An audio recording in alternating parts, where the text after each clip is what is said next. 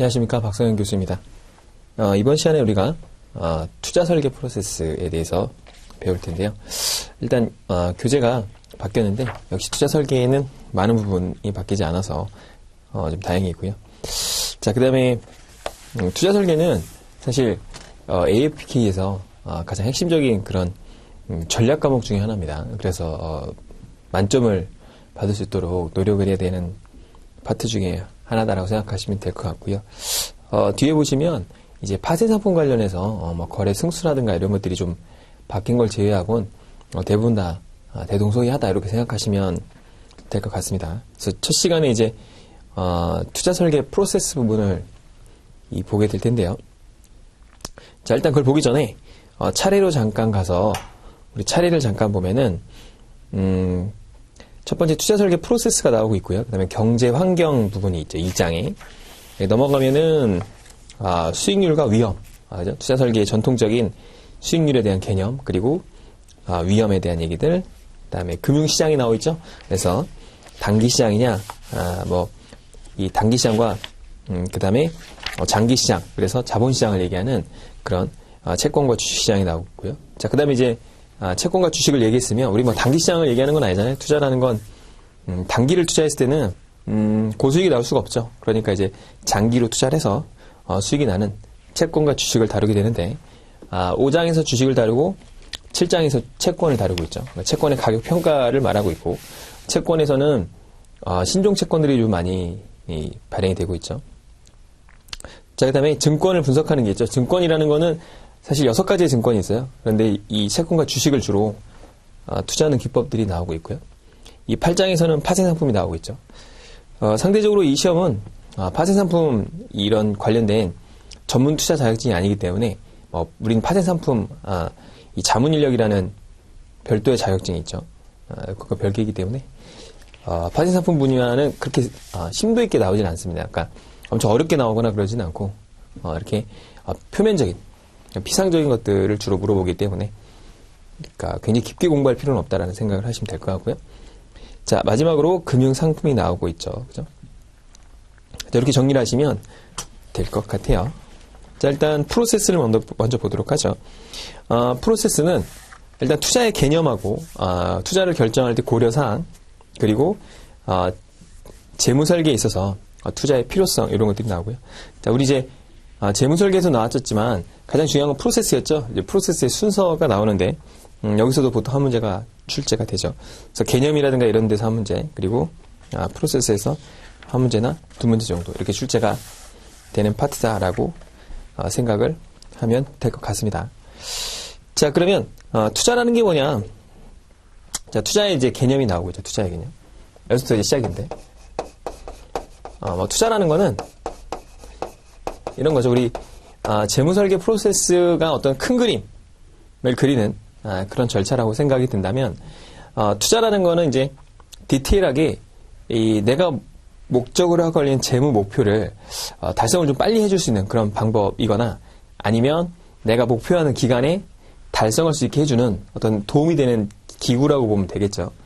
그러니까 예를 들어서 이런 거죠. 제가 만약에 10년 뒤에 집을 산다라고 했을 때 집을 산다고 하면 돈을 모아야겠죠. 그죠? 지금 뭐 한 100억이 있어서 딱 사면 좋겠지만 돈이 없으니까 돈을 모아야겠죠. 그래서 예를 들어서 뭐 한 달에 1년에 뭐 2천만 원씩 모아서 10년을 모았더니 꼴랑 2억이네요. 그죠? 2억이면 우리나라에 있는 집을 살 수가 없습니다. 서울에 있는 집을 거의 살 수가 없죠.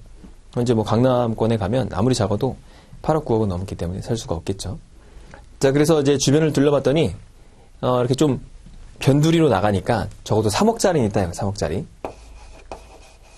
자, 그러면 1억이 부족하죠? 1억이 부족하다. 그럼 그걸 이제 메꾸는 방법은 여러 가지 방법이 있습니다. 첫 번째는 이걸 늘리면 되잖아요. 저축을 늘리면 되죠. 그렇죠? 저축을 늘리려면 돈을 많이 벌어야 되는데 사실 현실적으로 그렇게 녹록한 건 아니죠. 두 번째 방법은 안 쓰는 거죠. 안 쓰면 되겠죠. 안 써서 저축액을 늘리면 됩니다. 그런데 사실 그것도 한계가 있죠. 그렇죠? 제가 경제활동하는 사람이 한 달에 300만 원을 버는데 적어도 한 7, 80만 원은 써야 되지 않겠습니까? 말 그대로 뭐 20만 원, 30만 원 거지같이 살 수 있는데 그렇게 되면 경제활동을 거의 못하게 되죠. 그리고 이게 장기간에 10년이라는 기간을 지내야 되는데 요즘 뭐 김생민의 영수증도 나오지만 그렇게 이 짠돌이 같이 살 수는 없으니까. 그리고 이게 10년 정도 그렇게 살면 친구가 없어져요. 아무것도 할 수 없습니다. 그래서 경제활동을 하는 사람들은 기본적으로 소득의 50%에서 40% 정도는 소비를 해야 돼요. 그럼 60% 정도밖에 저축이 안 된다는 거죠. 아무리 줄인다 하더라도. 그렇죠? 그래서 이걸 줄이긴 힘들다. 그러니까 늘리거나 줄이는 건 힘드니 뭘 하자. 투자를 하는 수익률을 올려보자. 그죠? 투자를 하는 수익률. 그죠? 수익률을 올려보자. 자, 수익률을 올리는데, 예를 들어 수익률을 올리는 방법은 첫 번째는 적금이나 예금을 하면 되겠죠. 그런데 이 적금이나 예금에는 한계가 있죠. 왜냐? 고정된 이자율을 주기 때문에 내가 목표하는 수익률을 달성하기가 힘들어요. 적금에 예금을 100%를 냈다고 한다면. 그렇겠죠?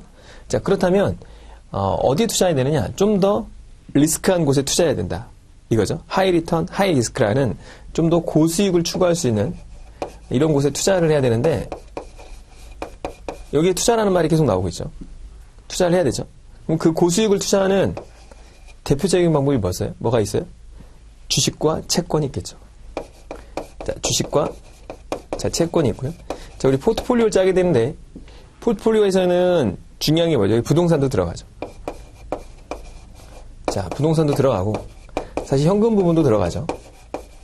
가계지표에서 현금이 빠져나가면 또 문제가 생기죠. 그죠? 어떤 가게가 현금이 너무나 없다 그러면 비상예비자금이라든가 급작스러운 일을 당하면 대처를 못하게 되죠. 그러니까 이런 비중으로 가져가게 되는데 이걸 이제 우리 포트폴리오를 짠다 라는 얘기를 하잖아요.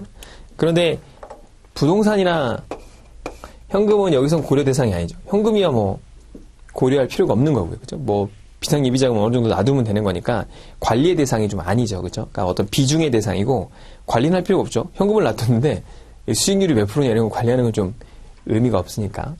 자, 부동산 파트는 부동산이라는 별도의 과목이 존재하죠. 굳이 따로 하지 않아도 되고요. 그럼 여기서 뭘 다루냐? 주식과 채권을 다룰 거다. 자, 그러면 내가 좀 더 공격적으로 가려면 당연히 주식의 비중을 높여야 될 테고요. 내가 좀 더 보수적으로 간다라고 하면 채권의 비중을 높여야겠죠. 그리고 정기금도 일종의 채권이겠죠. 그래서 이렇게 개념으로 접근하는 방법이다라는 거예요. 그래서 중요한 건 뭐냐? 어떤 이런 두 가지 우리가 증권이라고 하죠. 증권은 6가지가 있습니다. 뭐 투자 결합 증권, 그다음에 뭐 증권 예탁 증권 이런 식으로 총 6가지의 이 증권이 있는데 이건 지분 증권이고 채무 증권이겠죠. 6가지 증권이 있는데 증권이라는 건 뭐냐? 사실 원금 손실이 가능하다는 거죠. 그렇죠? 내가 투자를 했는데 내 돈을 까먹어. 기분이 안 좋죠. 그러니까 이제 단기로 투자하기는 좀 힘들다 이거죠. 그래서 장기를 생각해야 되는 거고 우리가 항상 원금 손실 가능성이 있기 때문에 비중을 좀 고민해봐야 되고 나의 성향에 맞는 거를 투자를 해봐야겠죠. 그렇죠? 자, 이런 것들이 이 투자다라는 거예요. 자, 그래서 사람이라는 거는 소득과 지출이 일정하지가 않죠. 뭐 일정하긴 하지만 어떨 때는 소득이 점점 늘어날 때도 있고요. 줄어들 때도 있고 소비라는 것도 갑작스럽게 날 때도 있고 줄어들 때도 있다.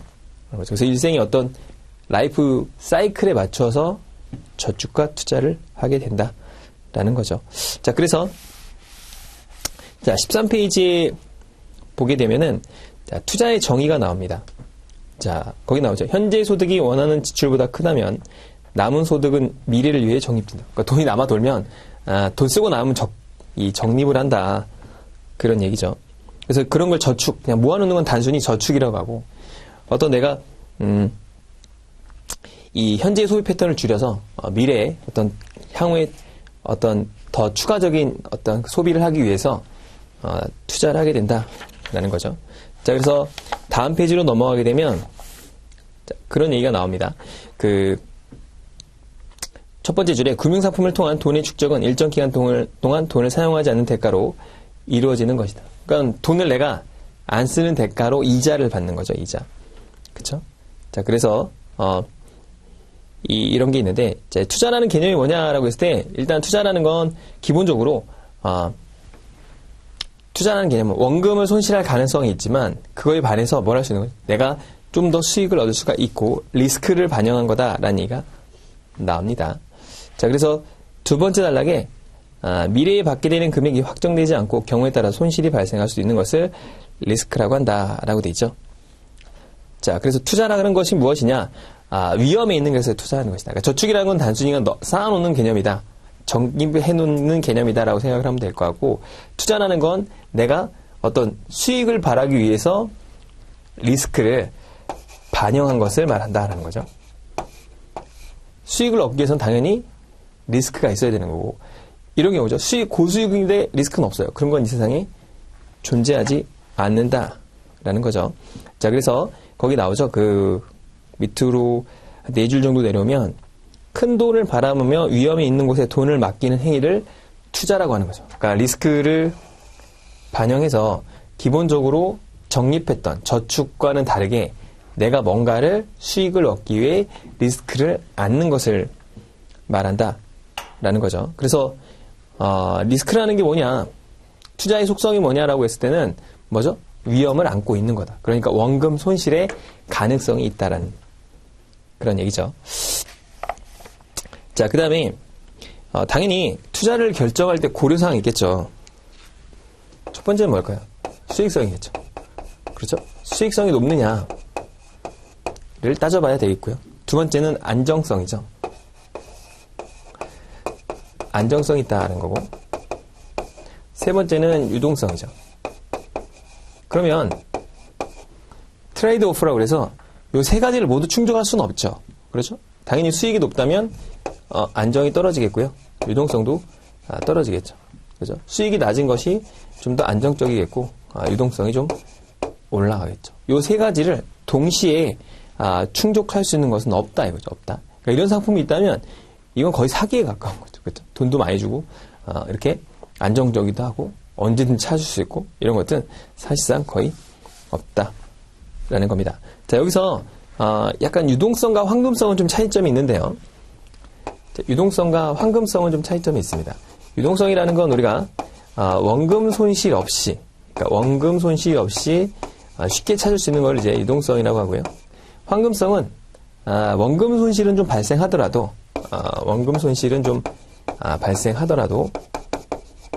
아예 없이 찾는 거고, 이건 있더라도 좀 빨리 찾을 수 있는 거죠. 그러니까 예를 들어서 현금이라든가 우리 이제 요금을 예금이라고 하죠. 통장에 들어있는 돈.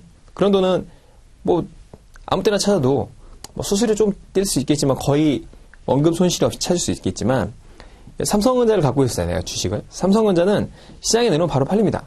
싸게 팔면 팔리죠. 그런데 그때 당시에 원금을 찾을 수 있느냐? 그건 잘 모르죠. 그래서 이런 것들은 황금성이 높느냐, 유동성이 높느냐, 이런 차이로 간다라는 거죠.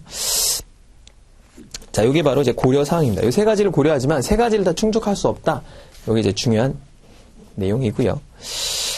자, 그 다음에 재무 설계 투자의 필요성이 나옵니다. 이걸 왜 하느냐? 자, 왜 하느냐, 그죠? 첫 번째 이런 거죠. 정기예금을 하는데 1년에 20%를 줘요. 그런 경우에는 이런 투자를 미쳤다고 리스크에 안으면서 내가 손실 날 위험이 있으면서 25% 이렇게 바랄 필요가 있나요? 그럴 필요 없겠죠. 그죠? 좀 미국의 금리가 계속 오르잖아요. 근데 걱정되는 게 지금 이 파월 의장이 금리를 올린다고 하거든요. 이번에 물가 상승률이 높기 때문에 금리를 올린다고 그래요. 금리를 올리면은 어떤 문제가 생기느냐? 사람들이 정기예금에서 3% 이상만 주면은 굳이 주식 투자 안 한다는 거예요. 그 정도로 3%만 돼도 주식 투자 안 한다는 거죠. 그러니까 예를 들어서 10%만 준다. 주식에 있는 자금이 다 어디로 빠지죠? 다 채권 쪽으로 빠질 거예요. 그렇겠죠? 그러니까 사람들이 왜 투자를 하느냐를 물어봤을 때 이유가 있겠다. 이유가. 그죠? 이유가 뭐냐? 첫 번째는 금리가 낮으니까 그렇죠. 가장 큰 이유죠. 자, 우리나라도 이제 지금은 좀 금리가 올라서 한 2%대의 언저리 이렇게 가고 있죠. 저축은행 같은 데는 정기예금이 2.5% 정도 되죠. 그런데 아까 얘기했듯이 3%만 넘어도 주식에 있는 자금들이 다 어디로 빠질 거다. 채권 쪽으로 빠질 거다. 이런 얘기예요. 그러니까 이런 얘기가 있다는 건데, 일단 저금리 시대이기 때문에 사람들이 적어도 인플레이션을 우리 해지한다는 말을 하죠. 물가 상승률보다 좀 높은 그런 수익이 나야 내가 좀 먹을 거 아닙니까? 그렇죠? 그래서 인플레이션을 해지할 수 있어야 되기 때문에 좀 더 높은 수익을 원하기 때문에 투자를 한다 이거죠. 그죠? 그냥 정기예금만 하면 수익이 너무 낮기 때문에 그렇다라는 거죠. 그래서 그런 말이 나오죠. 우리나라는 고성장 국가인가요? 저성장 국가인가요? 우리나라는 이미 저성장 국가로 돌입한 지가 오래됐죠. 저성장 국가의 특징은 금리를 높게 줄 수가 없습니다. 왜냐? 벌어들인 수익 자체가 많을 수가 없고 이 배당 소득 자체도 많을 수가 없죠. 기업들이 많이 벌 수 없기 때문에. 그런 나라들의 특징은 일단 금리가 낮다는 거죠. 대표적인 게 일본을 들 수 있겠죠. 자, 그렇다 보니까 조금 더 뭘 해야 된다? 투자를 좀 해야 된다. 이 얘기죠. 그래야 내가 얻을 수 있는 수익이 좀 더 높아지니까. 자, 그 다음에 두 번째는 기대 수명의 상승이죠. 자, 오래 살면 어떻게 돈이 너무 많이 필요하겠죠. 기대 수명의 상승입니다. 오래 사니까 당연히 돈이 많이 필요하죠. 그렇죠? 그런데 내가 일할 수 있는 연령은 95세 가서도 뭐 이렇게 일할 수가 있나요? 앞에 안 보여서 못하죠. 80세 돼도 일을 하나요? 잘 못한단 말이에요. 그러니까 앞단에서 좀 많이 벌어야 되고 벌어놓은 돈으로 그걸 다 잘 운영해서 먹고 살아야 되는데 그러다 보니까 뭐다? 고금리를 원하게 되고 고수익을 원하게 되다 보니까 이렇게 투자가 많이 활성화되고 있다. 이런 거죠. 그렇죠? 자, 거기서 그런 말이 나옵니다. 그래서 노인 부부가 2인 기준으로 월 200만 원씩 필요하면 기대 수명이 7년 증가할 때마다 1억 6,800만 원이나 필요하대요. 그럼 뭐 간단하게 계산해도 그렇게 계산되지 않나요? 1년에 한 달에 300이 필요합니다.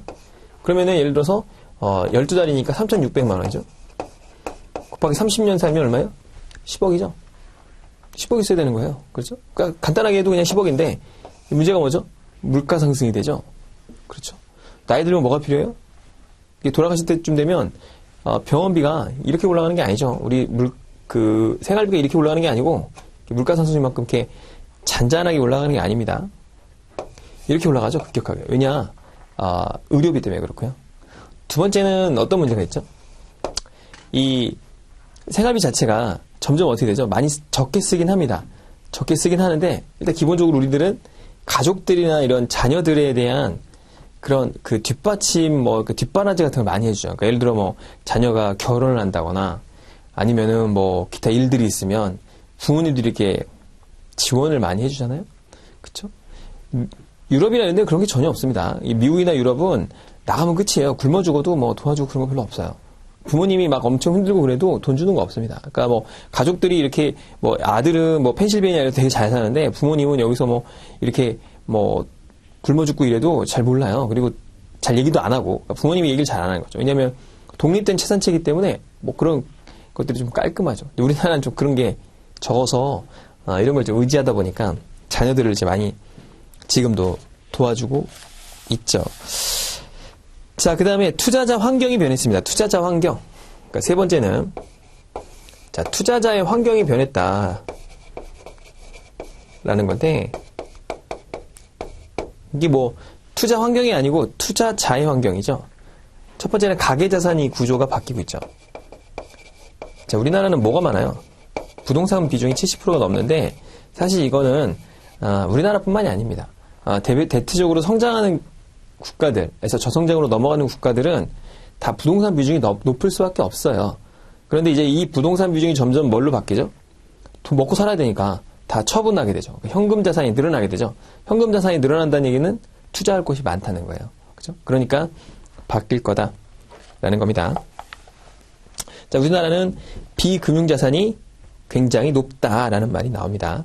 그래서 부동산 자산에 따라서 뭐가 되죠? 내 생활이 달라지는 거예요. 그렇죠? 부동산 가격이 막 오르면 내 가격이 내가 살 수 있는 그런 어떤 그런 생활 패턴이 되게 높아지고 부동산 가격이 떨어지면은 그렇지 못하겠죠. 이제 그런 문제가 생긴다라는 거고요. 자, 그다음에 저축 투자 성향이 좀 바뀌고 있습니다. 예전에는 예금을 굉장히 선호했는데 지금은 안전한 자산만 투자할 경우에는 재무 목표를 달성하기 어렵죠. 아까 얘기했듯이 자, 가계자산 구조도 바뀌기도 하고요. 그 다음에 저축을 투자하는 성향이 이제는 너무 안정적이게 되면 재무 목표를 달성할 수가 없죠. 그렇죠? 왜냐면은 내가 먹고 살아야 되는데 오래 살아. 내가 예를 들어서 85세로 생각하고 85세가 되면 딱 죽어야지 이런 생각으로 사는 사람은 없단 말이죠. 좀 더 길게 봐야 되는데 그러다 보면 안정적인 그런 상품에서 좀 더 뭐다?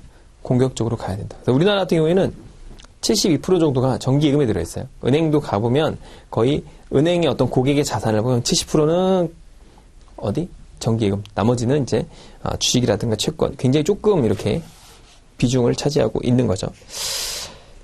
자, 그래서 고객을, 거기 이제 교재에도 보게 되면 72.2%가 뭐예요?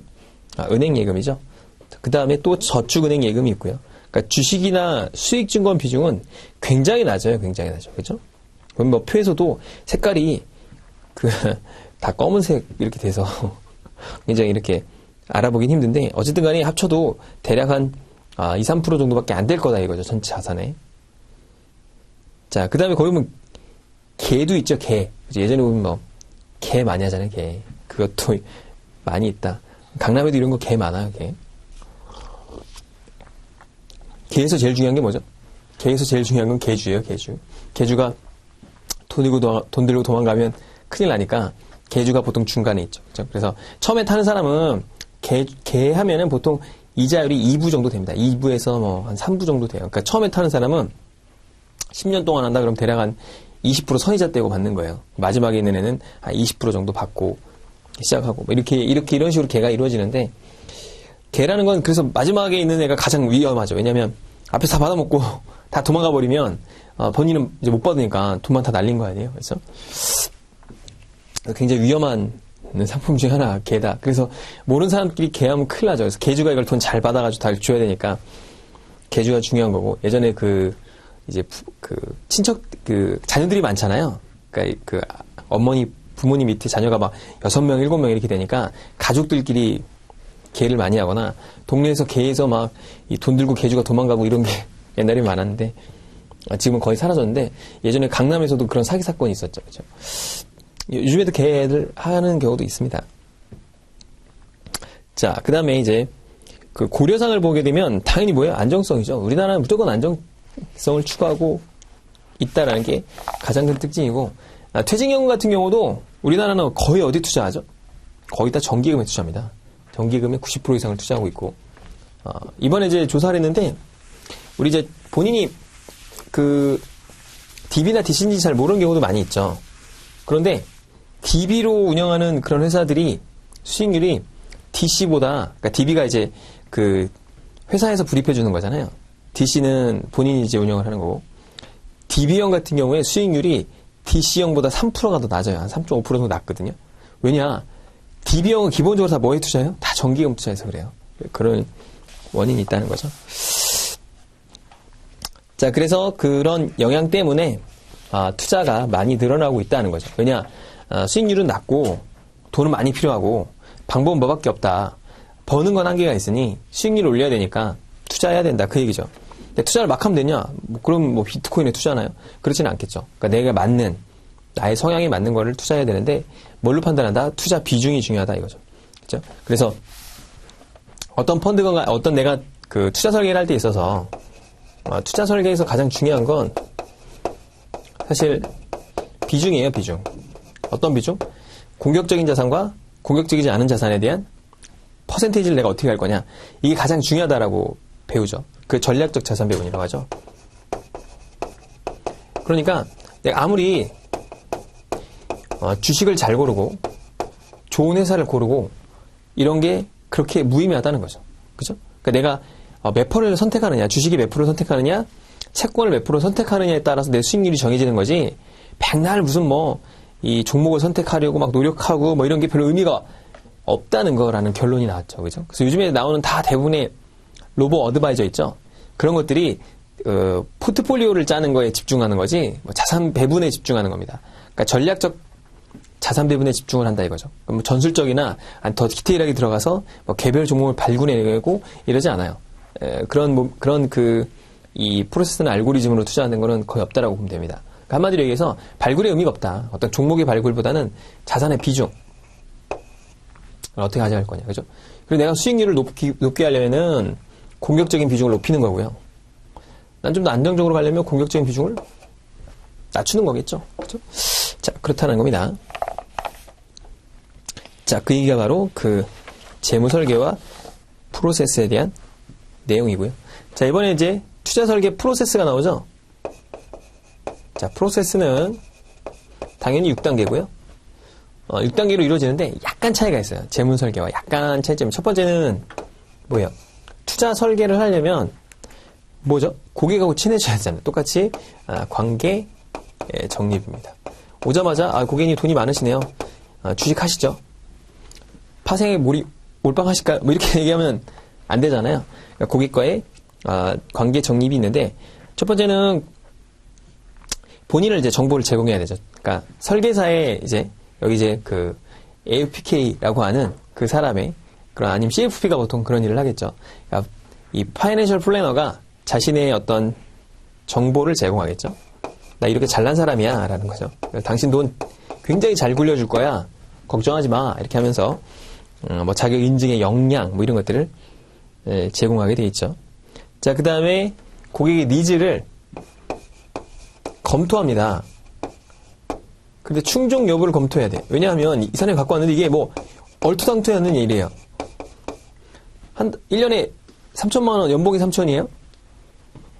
그런데 10년 뒤에 20억짜리 집을 산다. 이건 뭐 거의 뭐 로또를 맞지 않는 한 불가능하죠. 요즘에 로또 맞아도 등수가 많이 나오면 세금 띄고 하면 10억도 안 나온 경우도 있어요. 못 삽니다. 못 사. 그래서 충족 여부를 좀 검토해야 돼야 되겠죠. 그죠? 자, 그래서 아예 이게 이게 충족이 안 되는 경우가 있어요. 이거 뭐 기본적으로 뭐 수익률을 높이고 이런 문제가 아니라 불가능한 경우도 있으니 그럴 때는 이제 괴리를 조절해야 되죠. 자, 그 다음에 중요한 게 이제 업무 수행 범위를 정하죠. 자, 요거 이제 많이 어디까지 내가 당신 거를 도와줄 거냐 아니면 어디까지를 업무를 수행할 거냐 자, 이렇게 정한다 이거죠. 근데 중요한 건 뭐죠? 상호 합의. 서로 간에 상호 합의를 하는 거죠. 자, 상호 합의를 통해서 이렇게 업무 수행 범위를 결정한다 라는 거죠. 자, 정한 다음에 뭘 하죠? 두 번째는 정보 수집을 합니다. 고객이 제공하는 정보를 수집을 해야겠죠. 그렇죠?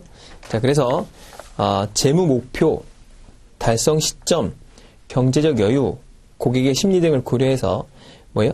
우선순위를 결정합니다. 여기서 자, 우선순위를 결정해야 됩니다. 무슨 얘기냐?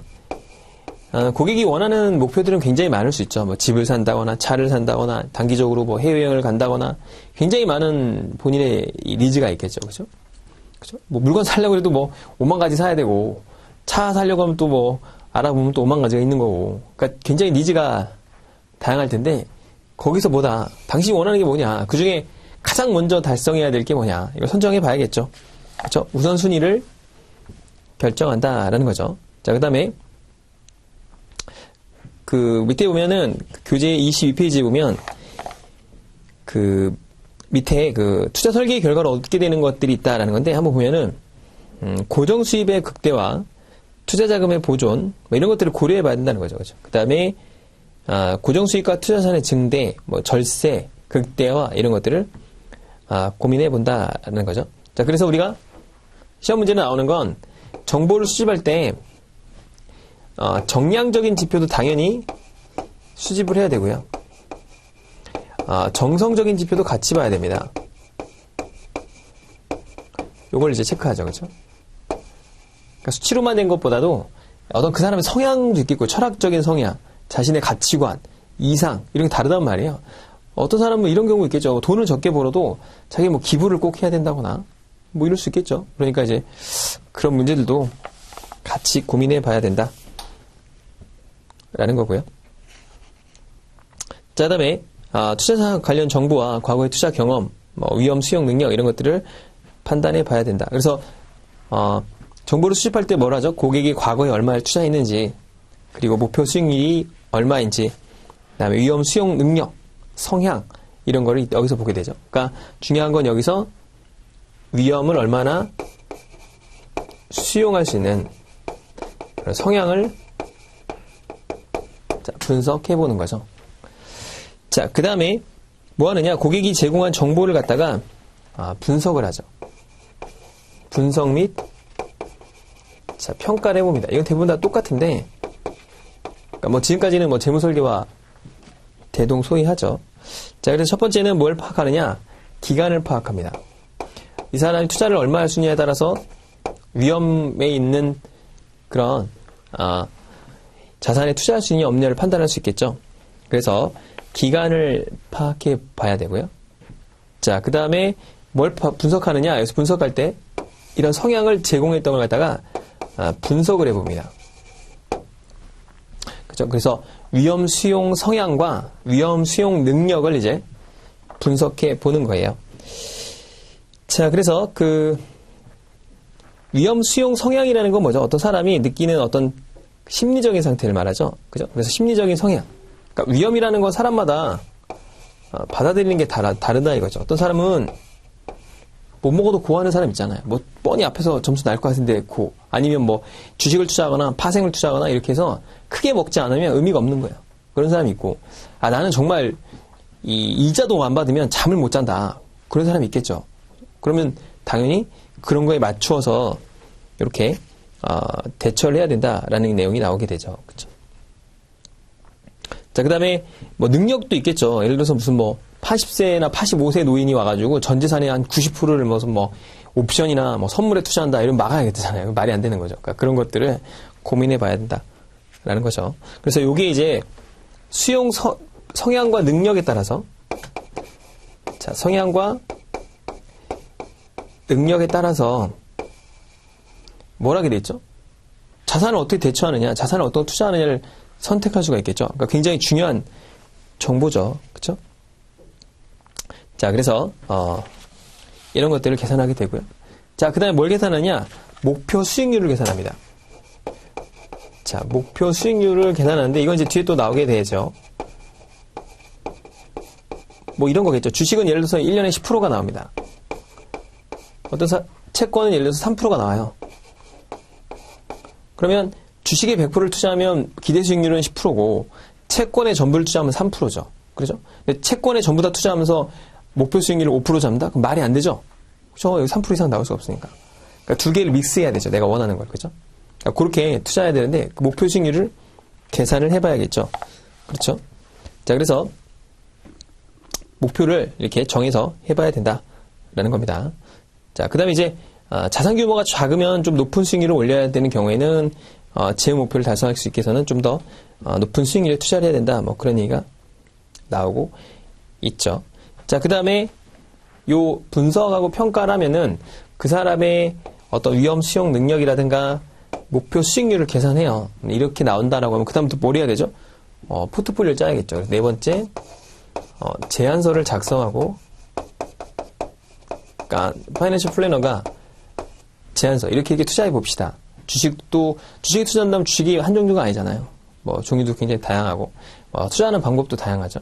예를 들어서 뭐 소극적 투자를 할 거냐 적극적 투자를 할 거냐 다르기 때문에 제안서를 작성하고 제시를 하겠죠. 그래서 제안서를 작성할 때 가장 중요한 게 뭐냐, 이때 뭐죠? 자산 배분을 하는 거죠. 자산 배분. 왜냐하면 목표 수익률에 따라서 자산 배분은 달라져요. 수밖에 없죠. 저 말했듯이. 그렇죠? 그래서 일단 뭘로 분류되냐? 자산을 배분할 때 뭐가 있죠? 주식. 그 다음에 채권형 상품이 있겠죠. 그 다음에 이제 부동산형 상품도 있겠고, 자, 그 다음에 연금성 상품. 그러니까 이제 나이가 많으신 분들은 어쨌든 간에 월당 수익이 나와야 되죠. 고정 수익이 없으니까 월당 수익이 나오니까 연금 형태로 받는 그런 상품들 좀 고민해 봐야 되는 거고요. 대체 상품들, 대안 상품 이렇게 부르죠. 그렇죠? 그래서 대체 투자 이렇게. 대체 투자는 뭐 종류는 많죠. 뭐 예를 들어서 뭐 우리 뭐 롱쇼 펀드라든가 뭐 이런 대안 투자들이 많이 나오잖아요. 그렇죠? 그다음에 뭐 부동산 관련된 간접 투자 펀드라든가 이런 것들이 굉장히 다양하겠죠. 그렇죠? 자, 그다음에 당연히 뭐야? 이것도 주식에도 종류는 많고요. 채권에도 뭐 하이힐드 펀드도 있고 일반 펀드도 있고요. 부동산도 정말 다양하죠. 뭐 대출형이냐, PF형이냐, 아니면 뭐 개발형이냐, 뭐 임대형이냐, 뭐 종류도 굉장히 많고요. 대체 상품은 정말 종류도 많죠. 그래서 파생이 연결된 것도 많이 있고요. 그다음에 광물이라든가 이런 데 투자하는 데도 있고요. 뭐 굉장히 다양하다. 그래서 어떤 걸 선택하느냐에 따라서 다 달라지는데 중요한 건 뭐냐? 여기서 퍼센트를 정하는 게 중요하다 이거죠. 여기서 몇 프로를 할 거냐 이거죠. 몇 프로를 할 거냐. 당연히 공격적이려면 주식이라든가 대안상품이라든가 이쪽으로 많이 투자를 해야 되는 거고 덜 위험하다. 채권에 투자하면 되겠죠. 그죠? 자, 그래서 뭐가 가장 중요한 역할을 한다? 실제적으로 자산 배분이 총 수익률에 차지하는 비중이 거의 다다 이거예요. 그러니까 증권을 선택하는 능력은 그다. 내 수익률과는 무관하다. 무관하진 않지만 굉장히 미미하다 이거죠. 그래서 총 수익률에 미치는 영향이 가장 크다 이거죠. 미치는 영향이 크다.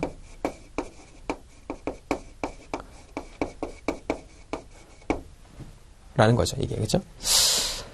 자, 그 다음에, 뭘 만드느냐? 투자 지침서를 만든다 이거죠.